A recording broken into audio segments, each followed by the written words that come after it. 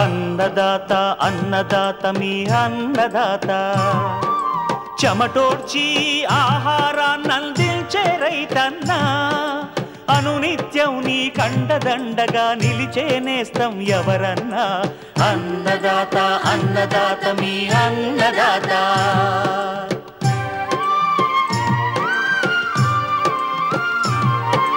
నూతన రీతుల సాగుబడికి నూరింతలు పెరిగే దిగుబడికి సూచనలిచ్చే సస్య రక్షణకు పశు పోషణకి శాస్త్ర విజ్ఞానం అందించి ముందుకు నడిపే తెలుగు రైతు భారతదేశానికి మకుటం అయ్యేలా తీర్చిదిద్దే ఆశయంతో మిమ్ము మేలు కొలిపేది అన్నదాత అన్నదాత అన్నదాత మీ అన్నదాత అన్నదాత అన్నదాత మీ అన్నదాత.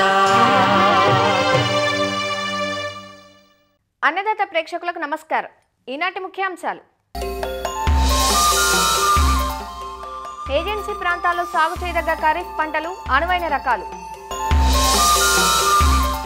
తెలంగాణలో వానాకాలానికి అనువైన ఆముదం రకాలు, గుణగణాలు. వర్షాకాలంలో చేపల్లో వచ్చే వ్యాధులు, అరికట్టే మార్గాలు.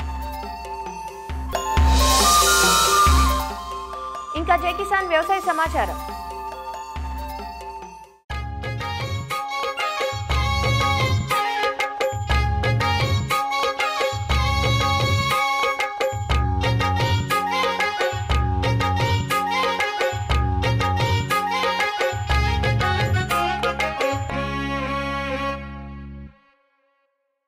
ఎటు చూసినా ఎత్తైన కొండలు, వాలు కలిగిన భూములు, నీటిని నిలిపేందుకు అడ్డంగా ఏర్పాటు చేసిన చెక్ డ్యాంలు, ఇవన్నీ గిరిజన ప్రాంతాల్లో మనకు కనిపించే దృశ్యాలు. ఇక్కడ వాతావరణంతో పాటు సేద్య విధానం కూడా కొంత భిన్నంగా ఉంటుంది. ఎందుకంటే మైదాన ప్రాంతంతో పోల్చితే ఇక్కడి గిరిజన ప్రాంతాల్లో ఉష్ణోగ్రతలు తక్కువగాను, వర్షాలు ఎక్కువగాను ఉంటాయి. అంతేకాదు ఋతుపవనాలు ముందుగానే పలకరిస్తాయి. ఇక్కడ సేద్యం దాదాపు వర్షాధారమే. ఇలాంటి ప్రాంతాల్లో సాగుకు ఎంచుకునే రకాల విషయంలో స్పష్టత అవసరం. గిరిజన ప్రాంతాల్లో సాగు చేయదగ్గ పంటలు, ఆ పంటల్లో వేసుకోదగ్గ రకాలను తెలియజేస్తున్నారు ఆచార్య ఎన్జీ రంగా వ్యవసాయ విశ్వవిద్యాలయం, శ్రీకాకుళం జిల్లా నైరా వ్యవసాయ కళాశాల విస్తరణ విభాగం అధ్యాపకులు డాక్టర్ డి చిన్నమనాయుడు. మన ఉత్తర కోస్తా జిల్లాలో కూడా కొన్ని ఎత్తైన గిరిజన ప్రాంత మండలాలు ఉన్నాయి. వీటికి మైదాన ప్రాంతాలకి కొంచెం వ్యత్యాసం బాగా ఎక్కువగా ఉంది. నేలల రకాలు కానీ, పోషకాల పరిస్థితి కానీ, నీటి సదుపాయం కానీ, వీటన్నిటిలో కూడా కొంచెం వ్యత్యాసంగా ఉన్నట్టు కనిపిస్తుంది. అదేవిధంగా వాలు కలిగినటువంటి ప్రాంతాలు, కొండ ప్రాంతాలు ఎక్కువగా పోడు వ్యవసాయం జరుగుతూ ఉంటుంది. వాలు ఎక్కువగా ఉంటుంది. వాలు ఎక్కువ ఉండడం వల్ల ఏంటంటే ఒకవేళ వర్షం పడినా కానీ అక్కడ వర్షపు నీరు నిలుపుకునేటువంటి పరిస్థితి లేదు. ఆ నీరంతా కూడా కింద ప్రాంతాలకి వచ్చేస్తుంది. అదేవిధంగా వర్షం పడేటప్పుడు ఇంకొక సమస్య ఏంటంటే నేల ఎక్కువగా కోతకి గురి కాబడుతుంది. కాబట్టి ఇలాంటి ప్రాంతాల్లో ఖరీఫ్లో వేసేటువంటి పంటల ప్రణాళిక మీద కూడా రైతులకి కొంతవరకు అవగాహన ఉండడం అనేది చాలా అవసరం. ఖరీఫ్లో మనకి ఆహార ధాన్య పంటలు విషయానికి వస్తే అక్కడ వరి, అలాగే చిరుధాన్యాలు, కొంతవరకు అపరాలు, వేరుశెనగ, మొక్కజొన్న ఇలాంటివన్నీ పంటలు వేస్తారు. అయితే మనం గిరిజన ప్రాంతాల తాలూకా ఉత్పాదకత చూసుకుంటే చాలా తక్కువగా ఉంది.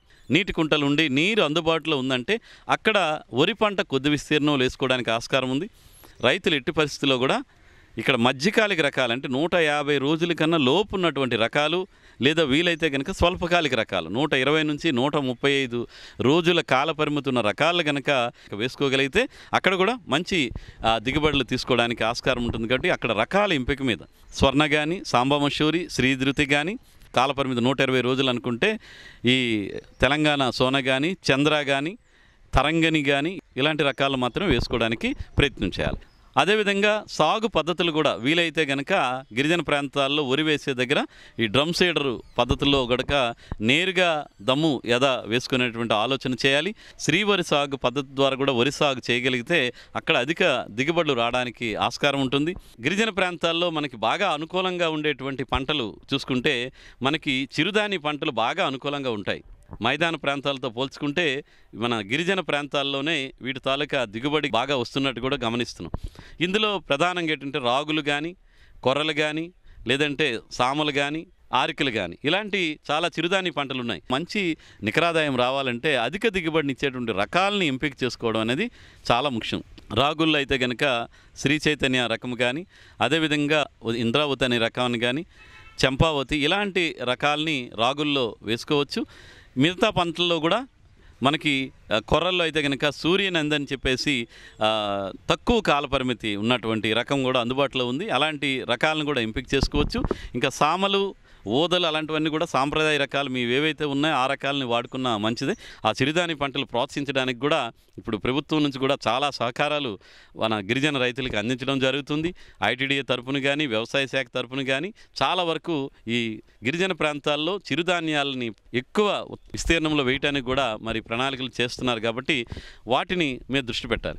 అదేవిధంగా అక్కడ ఉన్నటువంటి ఎర్రగరప నేలలు అక్కడంతా కూడా వర్షాధారమనే చెప్పుకోవాలి. అలాంటి దగ్గర కూడా కంది పంటను వేసుకోవడం కూడా ఒక మంచిది.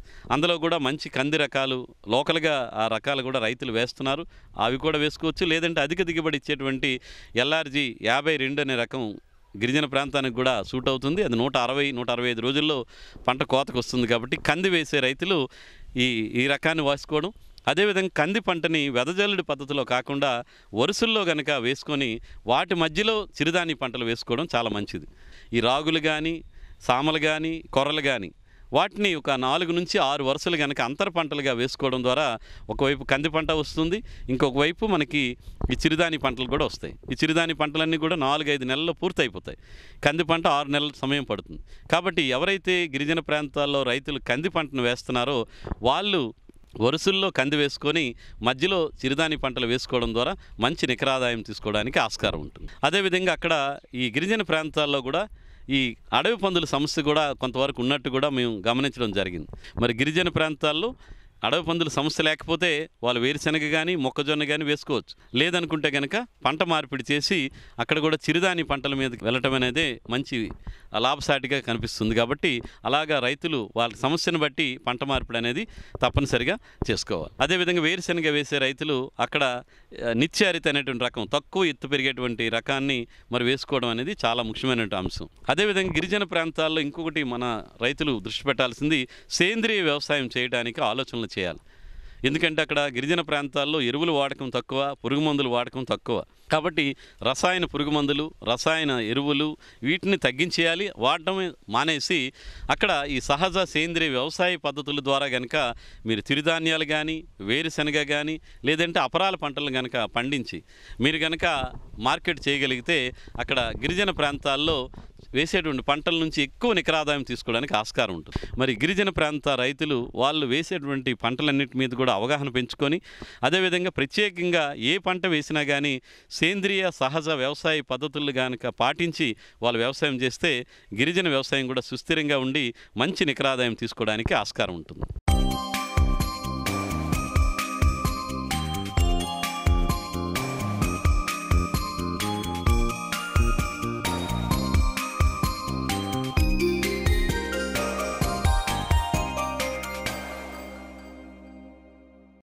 ఈ ఏడాది వానలు సకాలంలో కురుస్తాయన్న వాతావరణ శాఖ సమాచారం సాగు రంగానికి ఉత్సాహాన్నిస్తోంది.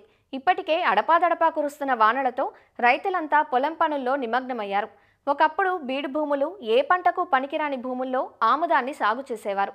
అయితే ఇవాల్టి రోజున అధిక దిగుబడి వంగడాలు, మేలైన యాజమాన్యంతో ఎకరాకు 15 నుంచి 16 క్వింటాళ్ల అధిక దిగుబడులు సాధిస్తున్నారు రైతులు. ముఖ్యంగా తెలంగాణలోని నాగర్ కర్నూల్, వనపర్తి, నారాయణపేట, జోగులాంబ గద్వాల, మహబూబ్ నగర్, రంగారెడ్డి జిల్లాల్లో ఈ పంటను అధిక విస్తీర్ణంలో సాగు చేస్తున్నారు. మెట్ట పంటగా అనావృష్టిని సైతం తట్టుకుని కనీస రాబడినిచ్చే ఆముదం పంటను ఖరీఫ్లో అధిక శాతం వర్షాధారంగానే సాగు చేస్తారు. అయితే నీటి వసతి ఉన్నవారు అధిక దిగుబడులిచ్చే నూతన వంగడాలు, హైబ్రిడ్లను ఎంపిక చేసుకోవచ్చు. తెలంగాణలో వానాకాలానికి అనువైన ఆముదం రకాలు, వాటి గుణగణాలను మనకు తెలియజేస్తున్నారు ప్రొఫెసర్ జయశంకర్, తెలంగాణ రాష్ట్ర వ్యవసాయ విశ్వవిద్యాలయం, నాగర్ కర్నూల్ జిల్లా పాలెం ప్రాంతీయ వ్యవసాయ పరిశోధనా స్థానం ఆముదం విభాగం శాస్త్రవేత్త డాక్టర్ కె సదయ్య.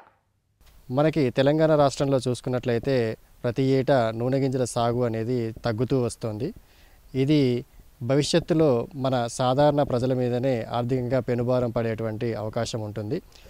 దీన్ని ఎదుర్కోవాలి అంటే ఎట్టి పరిస్థితుల్లో కూడా నూనె గింజల సాగు విస్తీర్ణము పెరగాల్సినటువంటి ఆవశ్యకత ఎంతైనా ఉంది. మన ఆముదం సాగు విషయానికి వచ్చినట్లయితే ఈ పంటని మనము వర్షాకాలంలోనూ, అదేవిధంగా యాసంగిలో నీటిపారుదల కింద కూడా సాగు చేసుకోవడానికి అవకాశం ఉన్నటువంటి పంట. మనకి ఈ ఆముదంలో సాగుకు అనుకూలమైనటువంటి అనేక రకాలు అందుబాటులో ఉన్నాయి. ముందుగా ప్రభుత్వ రంగ సంస్థల నుంచి విడుదలైనటువంటి సంకర రకాల విషయానికి వచ్చినట్లయితే భారతీయ నూనె గింజల పరిశోధన స్థానం నుంచి విడుదలైనటువంటి ICH5 అనేటువంటి రకము మనకి ఇది ఎరుపు రంగు కాండం కలిగి ఉండి ఆకు యొక్క పైభాగము మరియు కింది భాగంలో మైనపు పూత కలిగి ఉంటుంది. ఈ రకం ఏంటి అంటే ఎండు తెగుల్ని సమర్థవంతంగా తట్టుకుంటుంది. అదేవిధంగా పచ్చదోమని కూడా మనకి సమర్థవంతంగా తట్టుకునేటువంటి రకము. ఈ రకాన్ని మనము వర్షాధారంగా సాగు చేసినట్లయితే దాదాపు 6 నుంచి 7 క్వింటాల వరకు మంచి దిగుబడులు వచ్చేటువంటి అవకాశం ఉంటుంది. మనకి గత సంవత్సరంలో కూడా ఈ రకం సాగు అనేది అధిక మొత్తంలో జరిగింది. వాతావరణ పరిస్థితులు కఠినంగా ఉన్నప్పుడు, అంటే వర్షపాతం లేకుండా విపరీతమైనటువంటి ఎండ ఉన్నటువంటి పరిస్థితుల్లో కూడా ఈ రకము మంచి దిగుబడులని ఇవ్వడం జరిగింది. దీని తర్వాత చెప్పుకోదగినటువంటి మరొక రకమైనటువంటి సంకరము ICH66. ఇది కూడా భారతీయ నూనె గింజల పరిశోధనా స్థానం హైదరాబాద్ నుంచి విడుదల చేయబడినటువంటి సంకర రకము. ఈ రకము కూడా ఎరుపు రంగు కాండాన్ని కలిగి ఉండి మనకి ఆకుకి ఇరువైపులా కూడా మైనపు పూత అనేది ఉంటుంది. ఈ మైనపు పూత అనేది రసం పీల్చే పురుగుల ఉధృతిని తట్టుకోవడానికి సమర్థవంతంగా పనిచేస్తూ ఉంటుంది. ఈ రకం కూడా మనకి ఎండు తెగుల్ని సమర్థవంతంగా తట్టుకుంటుంది. అదేవిధంగా పచ్చదోమని కూడా తట్టుకునేటువంటి రకము. ఈ రకాన్ని మనము వర్షాధారంగా కనుక సాగు చేసుకున్నట్లయితే దాదాపు 6 నుంచి 7 క్వింటాల వరకు దిగుబడిని ఒక ఎకరానికి సాధించే అవకాశం ఉంది. ఇవే కాకుండా చాలా నూతనంగా విడుదలైనటువంటి ICH6 అనే రకము, ఇది కూడా మనకి నూనె గింజల పరిశోధన స్థానము హైదరాబాద్ నుంచే విడుదలవ్వడం జరిగింది. ఇది మిగతా రకాలతో పోల్చుకున్నట్లయితే చాలా తొందరగా కోతకు వచ్చేటువంటి రకము. అంటే మొదటి గెల దాదాపు 80 నుంచి 90 రోజుల్లోనే కోతకు వస్తుంది. మిగతా గెలలు కూడా ఒకటేసారి కోతకు వచ్చేటువంటి అవకాశం ఉన్నటువంటి రకము. ఇది కూడా మనకి ఎకరానికి దాదాపు 7 క్వింటాల వరకు దిగుబడి ఇచ్చేటువంటి అవకాశం ఉంది. భారతీయ నూనె గింజల పరిశోధన స్థానమే కాకుండా మన ప్రొఫెసర్ జయశంకర్ తెలంగాణ రాష్ట్ర విశ్వవిద్యాలయ పరిధిలో ఉన్నటువంటి ప్రాంతీయ వ్యవసాయ పరిశోధన స్థానం పాలెంలో కూడా ఆముదం మీద మనకి పరిశోధనలు అనేటువంటి జరుగుతూ ఉంటాయి. ఈ ప్రాంతీయ వ్యవసాయ పరిశోధన స్థానం పాలెం నుంచి విడుదల చేయబడినటువంటి PCH111 అనేటువంటి రకము, ఇది ఆకుపచ్చ కాండాన్ని కలిగి ఉంటుంది. ఆకుకి కింది వైపు మాత్రమే మైనపు పూత కలిగి ఉండి ఈ రకం కూడా మనకి ఎండు తెగుల్ని సమర్థవంతంగా తట్టుకుంటుంది. అదే ఎక్కడైనా కానీ మనకి తెల్లదోమ ఉధృతి అధికంగా ఉన్నప్పుడు అటువంటి ప్రాంతాలలో ఈ రకాన్ని సాగు చేసినట్లయితే దోమ ఉధృతి తక్కువగా ఉండి పంట అనేది ఎక్కువగా ఎఫెక్ట్ అవ్వదు. దాని ద్వారా మనకి దిగుబడులు కూడా మంచిగా వచ్చేటువంటి అవకాశం ఉంటుంది. మనకి అందుబాటులో ఉన్నటువంటి అన్ని సంకర రకాలతో పోలిస్తే చాలా తొందరగా కోతకు వచ్చేటువంటి రకము ఇది. ఈ రకాన్ని మనము వర్షాధారంగా కనుక సాగు చేసినట్లయితే దాదాపు ఒక 6 క్వింటాల వరకు మనకి దిగుబడి అనేది వచ్చే అవకాశం ఉంటుంది. ఈ PCH111 అనేటువంటి రకం యొక్క విత్తనాలు మన ప్రాంతీయ వ్యవసాయ పరిశోధన స్థానం పాలెంలో అందుబాటులో ఉంటాయి. అదేవిధంగా ఇంతకుముందు తెలిపినటువంటి ICH5, ICH66 మరియు ICH6 యొక్క విత్తనాలు మనకి భారతీయ నూనె గింజల పరిశోధన స్థానం రాజేంద్ర నగర్ హైదరాబాద్లో అందుబాటులో ఉంటాయి. ఈ సంకర రకాలే కాకుండా మన ప్రాంతీయ వ్యవసాయ పరిశోధన స్థానం నుంచి విడుదల చేయబడిన సూటి రకాలు కూడా మనకి వర్షాధారంగా సాగు చేసినప్పుడు మంచి దిగుబడులు అనేవి అందిస్తూ ఉంటాయి. అందులో ముఖ్యంగా PCS 262 అనే ప్రగతి అనేటువంటి రకము, ఇది బెట్టను కూడా తట్టుకుంటుంది కొద్దిమేర. అదేవిధంగా మనకు అందుబాటులో ఉన్నటువంటి సూటి రకాలతో పోలిస్తే ఇది చాలా తొందరగా కోతకు వచ్చేటువంటి రకం. అంటే దాదాపు ఒక 80 నుంచి 90 రోజుల్లోనే మొదటి గెల అనేది కోతకు వస్తుంది. ఆ తర్వాత ప్రతి 30 నుంచి 40 రోజులకు రెండవ వరుస గెలలు, ఆ తర్వాత 30 నుంచి 40 రోజులకి మూడవ వరుస గెలలు అనేవి కోతకి వస్తాయి. ఈ రకం కూడా మనకి వర్షాధారంగా సాగు చేస్తే ఒక 5 నుంచి 6 క్వింటాలు దిగుబడి అనేది వచ్చే అవకాశం ఉంది.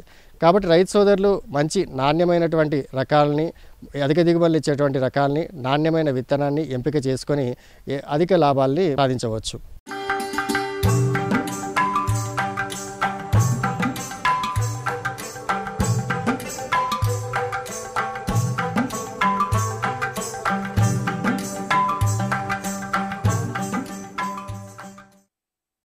ఆంధ్ర రాష్ట్రంలోని కోస్తా తీర ప్రాంతంలో ఆక్వా పరిశ్రమ విస్తరించింది. చేపలు, రొయ్యల పెంపకం ఇక్కడి రైతులకు ప్రధాన ఆర్థిక వనరుగా ఉంది. నీటిలో పెరిగే జలచరాలు వాతావరణ మార్పులను అస్సలు తట్టుకోలేవు. ఈ కాలంలో కురిసే వర్షాలకు త్వరగా నీటి గుణాలు మార్పు చెందడంతో వ్యాధుల పాలిట పడి రైతులకు నష్టాలను మిగుల్చుతుంటాయి. ముఖ్యంగా చేపల్లో శంకుజలగ, రెడ్ డిజీజ్, పొట్ట ఉబ్బు వ్యాధి, పేను వంటి సమస్యలు ఈ కాలంలో ఎక్కువగా ఉంటాయి. విస్తారంగా వర్షాలు కురుస్తున్న ప్రస్తుత సమయంలో వ్యాధుల పట్ల అప్రమత్తంగా ఉండాలంటూ సూచనలిస్తున్నారు పశ్చిమ గోదావరి జిల్లా ఉండి కృషి విజ్ఞాన కేంద్రం మత్స్యశాస్త్రవేత్త డాక్టర్ ఏ శ్రీనివాసరావు. చేపల చెరువుల్లో చూసినట్లయితే ఈ వర్షాకాలం వచ్చేసరికి మనకి ఈ ఎంత మేనేజ్మెంట్ చేసినా మనకంటే కొన్ని డిసీజ్ అని రావడం జరుగుతుంది. మనకి వ్యాధులు కూడా వచ్చే అవకాశం ఉంది. ఎక్కువగా మనం చూస్తున్నట్లయితే శంకుజలగ అనేది తప్పనిసరిగా ఉంటుంది. ఆ తర్వాత ఏంటంటే మనకు ఈ బ్యాక్టీరియా తెగిలి తీసుకున్నట్లయితే రెడ్ డిసీజ్ వస్తుంది.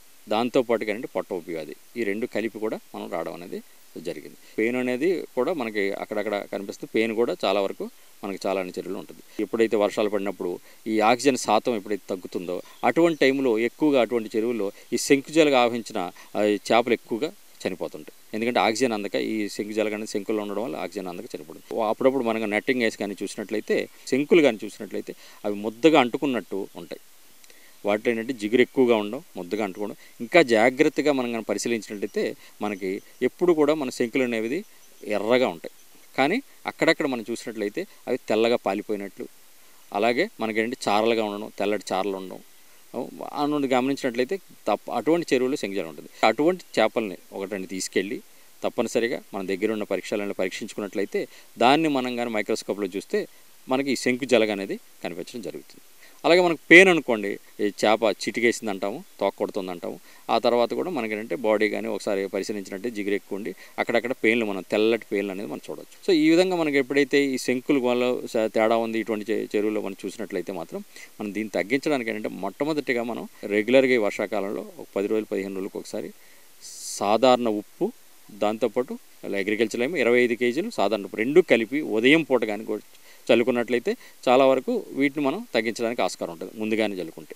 ఆ తర్వాత ఇంకా అప్పటికి కూడా మనం వచ్చింది అందులో శంకుజలగ ఉంది లేదా పెయిన్ వచ్చింది అనుకున్నప్పుడు మాత్రం మనం ఈ డెల్టామెథ్రిన్ కలిగిన ద్రావణం కానీ లేదా ఎక్లక్స్ ఇటువంటి కలిగిన ద్రావణాలని మనం తీసుకుని దాన్ని ఎకరానికి ఇంచుమించు ఒక 100 నుంచి 150 ml వరకు కూడా చల్లుకోవడం చేసినట్లయితే మనం చాలా వరకు వీటిని తగ్గించవచ్చు. ఈ రసాయనాలు కూడా మనం ఏంటంటే ఎండ ఉన్నప్పుడు, ఆక్సిజన్ శాతం బాగున్నప్పుడు చూసుకుని వాడాలి. అలా కాకుండా ఎప్పుడైతే మనకి వర్షాలు పడుతున్నాయి ఇటువంటి సమయంలో ఏంటంటే మనకు ఆక్సిజన్ సమస్య ఉంది అనుకున్నప్పుడు మనం తొందరపడి వాడకుండా మనం ఏం చేయాలంటే అటువంటి శైలిలో ప్రికాషనరీగా మనం మొట్టమొదటిగా ఒకటి పొటాషియం పెర్మాంగనేట్ని చల్లుకోవాలి. అలాగే ఏంటంటే మన చెరువులో నీరు తోడుతుంటాం. ఎప్పుడైతే మనం కొత్త నీరు చూడేమో మనకి బయట కాలంలో మనకు అనుమానం ఉన్నప్పుడు ఏం చేయాలంటే ఒక డెల్టామెథ్రిన్ ఒకసారి కొట్టుకోవడం, మనం వాతావరణం చూసుకుని తర్వాత శానిటైజర్ 5% బ్రోమిన్ ఉన్న ఏదైనా శానిటైజర్ తీసుకుని మనం కానీ ఎకరానికి ఇంచుమించు లీటర్ చొప్పున చల్లుకున్నట్టయితే మనకి బ్యాక్టీరియాలు ఇవి కూడా తగ్గుతాయి. ఈ విధంగా మనం ప్రికాషన్ తీసుకోవాలి. అప్పటికీ కూడా మనకేంటంటే చేపలు చనిపోతున్నాయి అన్నప్పుడు వాటిని ఒకసారి పరీక్షించి రెడ్ డిసీజ్ బ్యాక్టీరియల్ తిరిగి కానీ ఉన్నట్లు కానీ గమనించినట్లయితే అప్పుడు మనం నిపుణుల సలహా తీసుకుని యాంటీబయాటిక్ని వాడాల్సి వస్తుంది. ఒకటి ఆక్సిటెట్రాసైక్లిన్ వాడచ్చు, లేదంటే మనకి ఎన్రోఫ్లాక్ససిన్ కలిగిన మందుని మనం 100 కేజీలకి 10 గ్రాముల చొప్పున వాడినట్లయితే మనకు చాలా వరకు ఈ బ్యాక్టీరియల్ లోన్ తగ్గించవచ్చు. ఒకసారి యాంటీబయాటిక్ స్టార్ట్ చేసినప్పుడు 5 రోజుల వరకు కూడా వాడాలి. 3వ రోజు నుంచి కూడా తగ్గడం మొదలవుతుంది. ఎప్పుడైతే తగ్గిందో 5వ రోజుకి ఇంచుమించుగా మనకి 0కి వస్తుంది. లేదా అప్పటికే 1-2 కానీ పోతున్నాయంటే అప్పుడు మరి 7 రోజుల వరకు కూడా యాంటీబయాటిక్ని వాడితే మనం ఆల్మోస్ట్ మనం ఇచ్చిన యాంటీబయాటిక్ కరెక్ట్ అయిందైతే తప్పనిసరిగా 7 రోజులకి మనకి అన్ని మొర్టాలిటీ అనేది తగ్గడం జరుగుతుంది. మనం రెండింటి కూడా ఎప్పుడైతే మనం యాంటీబయాటిక్ మరలా ఇచ్చినా సరే మనకి ఇంకా పెరుగుతున్నాయి అన్నప్పుడు మాత్రం అటువంటి టైంలో దాన్ని ఆఫ్ చేసేసి వెంటనే మనం దాన్ని మరలా చెక్ చేయించుకుని అసలు నీటి నాణ్యత వల్ల పోతున్నాయా లేకపోతే ఓన్లీ ఈ ఒక డిసీజ్ వల్ల పోతున్నాయో చూసుకుని దాన్ని బట్టి మనం మందులు అనేది చూసుకోవాలి. అందుకంటే తొందరపడి మనం ఏం చేస్తుంటామంటే రైతులందరం కూడా ఒక 2-3 చేపలు చనిపోతే 4 చేపలు చనిపోతే చూడగానే మనకి దీంట్లో రెడ్ డిసీజ్ ఉందని కానీ మనం ఒకటి కాదు 3 రకాల యాంటీబయాటిక్ మనం కట్టడం జరుగుతుంది. చాలామంది ఎన్రోఫ్లాక్ససిన్, ఎఫ్జెడ్, తర్వాత దాంతోపాటు ఆల్బెండజాలు ఇంకోటి 4-5 రకాలు కట్టేస్తారు. ఆ విధంగా యాంటీబయాటిక్స్ అనేవి 4 రకాలు కట్టొద్దు. ఒకసారి మీరు మొదలెట్టారంటే యాంటీబయాటిక్ మీకు ఆ చెరువులో యాక్చువల్గా మనకి డిసీజ్ కానీ వచ్చిందంటే నిజంగా ఒకవేళ వ్యాధి వస్తే దాన్ని మనం తగ్గించలేం. అందుకేంటంటే ఏ చెరువులో కూడా చేపల చెరువులు చేసేవాళ్ళు యాంటీబయాటిక్ని వాడద్దు. వ్యాధి నిర్ధారణ చేసుకుని అవసరమైతేనే యాంటీబయాటిక్ వాడదు. తర్వాత ఇంకోటి అంటే మనకు అవసరమైతేనే బ్యాక్టీరియల్ లోడ్ ఉంది దాన్ని తగ్గించాలంటేనే మనం శానిటైజర్ వాడడం. అలాగే మనకి శంకుజలగ ఉంది లేదా పెయిన్ ఉంది ఇటువంటివి ఏమైనా ఉన్నాయి అంటేనే మాత్రమే మనం డెల్టామెథ్రిన్ కానీ ఇటువంటి వాడడం జరగాలి. లేనప్పుడు ఇవేవి వాడద్దు. ఇది బలానికి కాదు. ఇవి వాడకూడదు అసలు. మరలా ఇంకోటి అంటే మనం పట్టుబడి దశలో ఉన్నప్పుడు కూడా మనం ముందు వాడేస్తుంటాం. ఎప్పుడూ కూడా మనం ఈ యాంటీబయాటిక్ కానీ లేదా శానిటైజర్ వాడామంటే మాత్రం పట్టుబడి 20 రోజుల తర్వాత మాత్రమే చేయాలి. ఎప్పుడైతే ఈరోజు వాడి డెల్టా మీద కూడా మళ్ళీ రేపు కూడా చేస్తే అది మనం ఎవరికైతే తినే వాళ్ళందరికీ కూడా అది వెళ్తుంది. అందుకేంటంటే ఈ సూచనలు పాటించినట్లయితే ఏంటంటే మనకి ఖర్చు కూడా తగ్గుతుంది, నాణ్యమైన ఉత్పత్తిని కూడా మనం వినియోగదారునికి అందించగలం.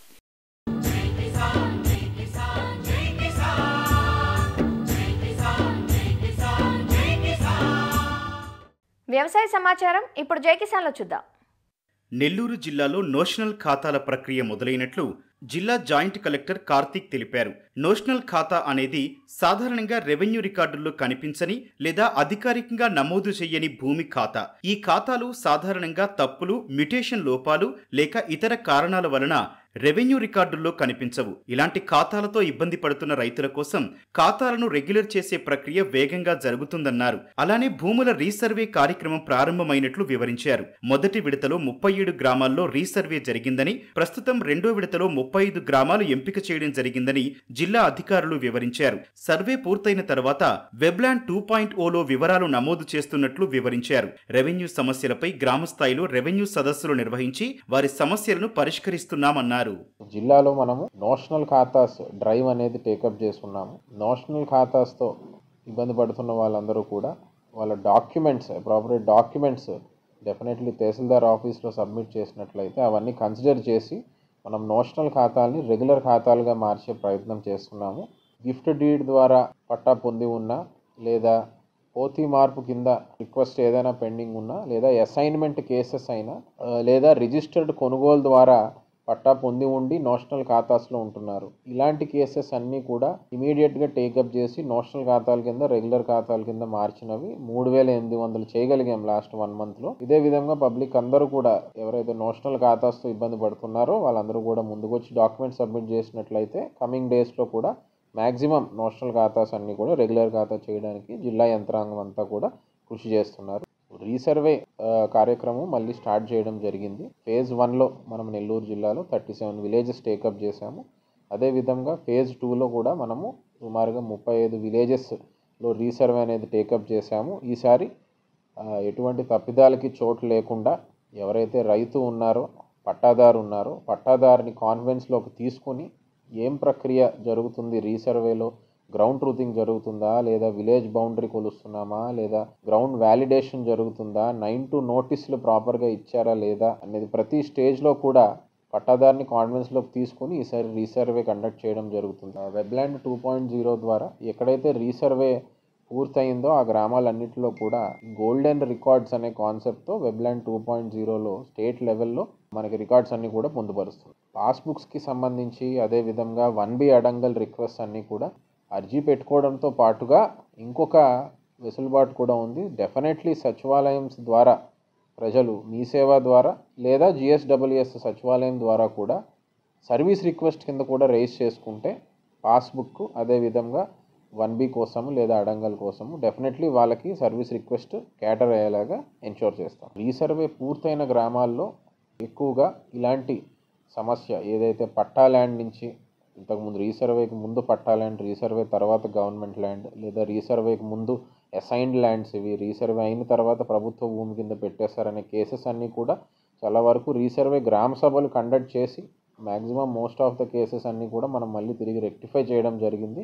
అయితే ఇంకా ఎవరైనా సరే ఈ సమస్యతో ఇబ్బంది పడుతున్నట్లయితే అవన్నీ కూడా మండల ఆఫీసర్స్ యంత్రాంగం దృష్టికి తీసుకురావచ్చు లేదా డివిజనల్ స్థాయిలో లేదా జిల్లా స్థాయిలో కూడా ఎవ్రీ మండే మనం ఈవెంట్స్ కండక్ట్ చేస్తున్నాము. దృష్టికి తీసుకొచ్చినట్లయితే తప్పనిసరిగా ఇవన్నీ కూడా మార్చే వెసులుబాటు ప్రస్తుతం ఉంది. మరిన్ని విభిన్న అంశాలతో రేపటి అన్నదాతలో మళ్ళీ కలుసుకుందాం. నమస్కారం. అన్నదాతలు తమ సందేహాలు సమస్యలను 1800-425-4085 టోల్ ఫ్రీ నెంబర్లో ఉదయం 10 గంటల నుంచి 11 గంటల మధ్య పని దినాలలో సంప్రదించగలరు. ఈ కార్యక్రమాన్ని యూట్యూబ్లో www.youtube.com/annadaata ETV లింక్ ద్వారా వీక్షించవచ్చు.